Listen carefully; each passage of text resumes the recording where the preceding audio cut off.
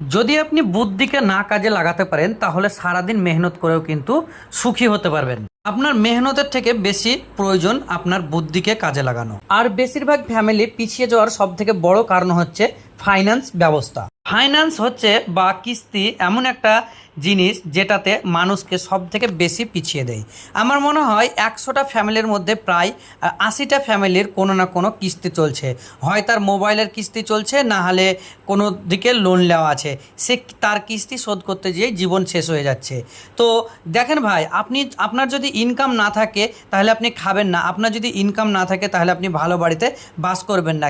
পরিশোধ করার ক্ষমতা যদি আপনার না থাকে তাহলে আপনি কোনো ধরনের ছোট বা বড় ঋণে জড়াবেন না। আপনি এই ধরনের ছোট ছোট জিনিসগুলোকে যদি এড়িয়ে চলতে পারেন তাহলে আপনি দিন গেলে 400 থেকে 500 টাকা ইনকাম করলেও কিন্তু সবারই থেকে দেখবেন বেশি সুখে থাকছেন। আর এই ধরনের জিনিসগুলো যদি আপনি এড়িয়ে না চলতে পারেন তাহলে সারাদিন ভূতের মতো খেটেও কিন্তু সুখে থাকতে পারবেন না।